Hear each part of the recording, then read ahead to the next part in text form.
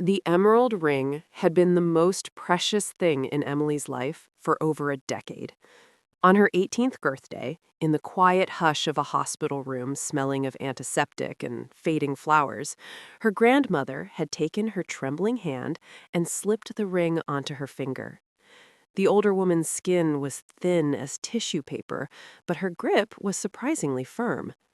"This is yours now," she whispered. "Wear it when you're ready to carry the family forward." 6 months later, her grandmother passed away, and the ring, delicate rose gold band, one perfect emerald, tiny diamonds sparkling like distant stars, became the only thing that still felt like her grandmother's arms around her. Emily wore it every single day. She removed it only to shower, to sleep, or when she had to scrub pots with strong soap that might scratch the metal.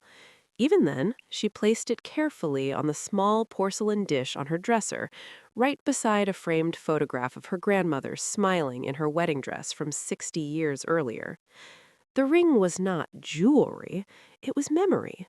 It was love pressed into something that would never fade. That fragile piece shattered the weekend her husband Ryan's mother, Margaret, came to stay. Margaret had always been a force of nature.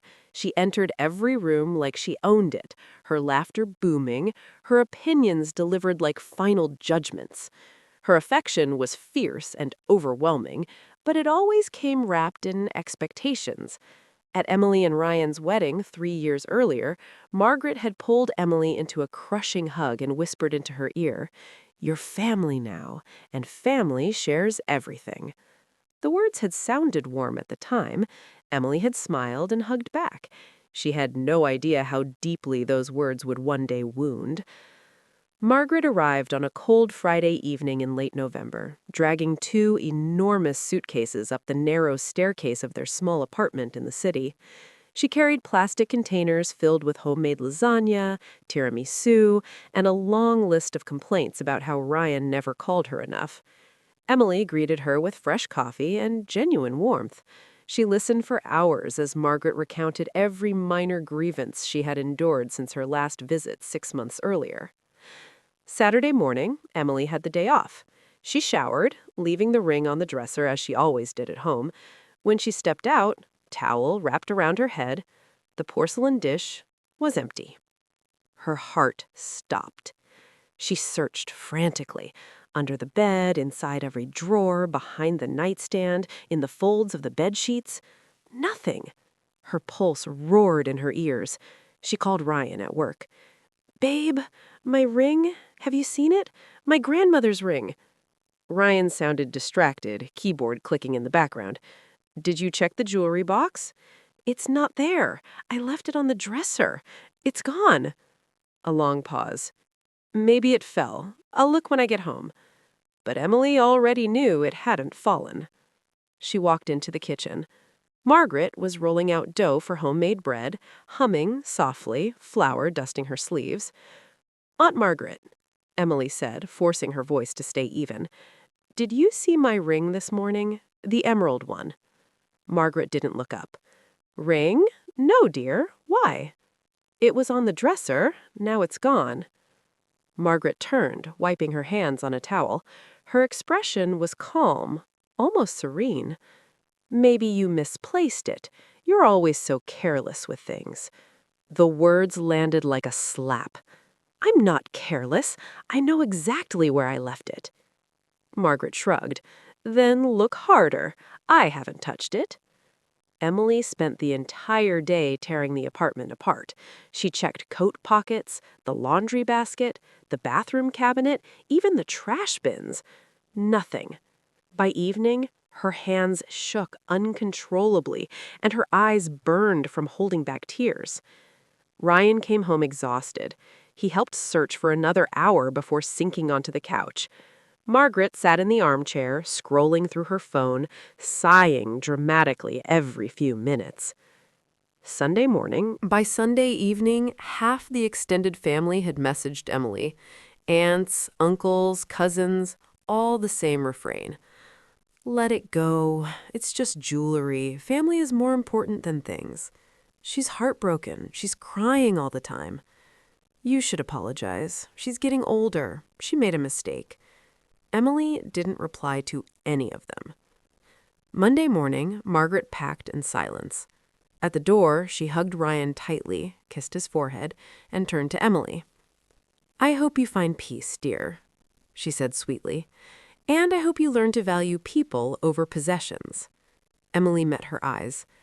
"And I hope you learn that taking something that doesn't belong to you is stealing, even if you're family." Margaret's smile froze. She left without another word. For weeks, the family WhatsApp group became a battlefield. Margaret posted long, emotional voice notes about how some people don't know how to respect their elders.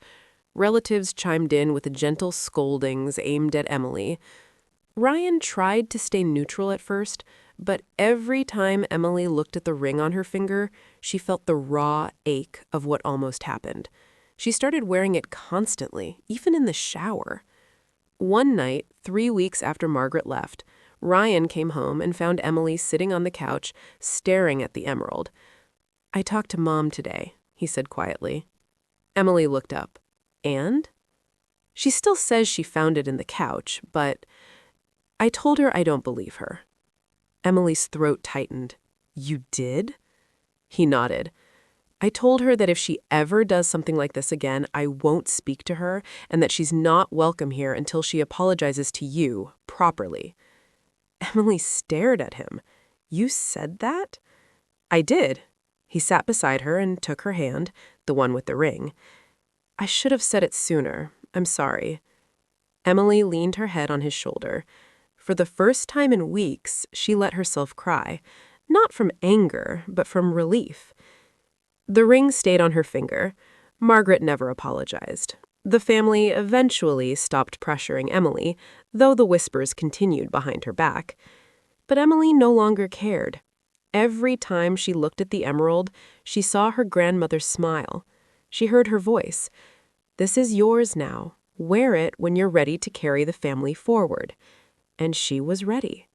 She would carry it forward, not by sharing everything, not by bending to guilt, but by protecting what mattered most: herself, her memories, her boundaries, and the ring that never belonged to anyone but her.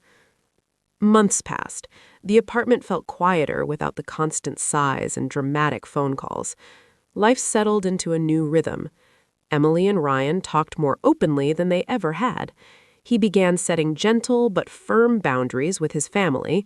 She began to heal from the betrayal that had cut so deeply. Then, a rainy Saturday afternoon, Emily's phone rang. It was Margaret's number. She almost didn't answer. When she did, the voice on the other end was small and shaky. "I need to talk to you." Emily took a deep breath. "Okay." I was wrong. I knew it was your ring the moment I saw it on the dresser. I told myself it didn't matter because you didn't deserve it. I was jealous. You have my son, you have a life together, and I felt left behind. Silence stretched between them. "I'm sorry," Margaret whispered. "I'm so sorry." Emily closed her eyes. The apology didn't erase the pain, but it loosened something tight inside her chest. "I accept your apology," she said quietly, "but I need time, and I need you to respect my boundaries from now on." "I will, I promise." They spoke for a few more minutes, awkward, halting words, but it was a beginning. When Emily hung up, Ryan was standing in the doorway watching her. "She apologized?" Emily nodded. He walked over and wrapped his arms around her. "I'm proud of you." Emily rested her head against his chest, feeling the steady beat of his heart. The ring on her finger caught the light from the window, sparkling softly. It had always been hers, and now, finally, she felt like she could carry the family forward. Not just her grandmother's legacy, but her own.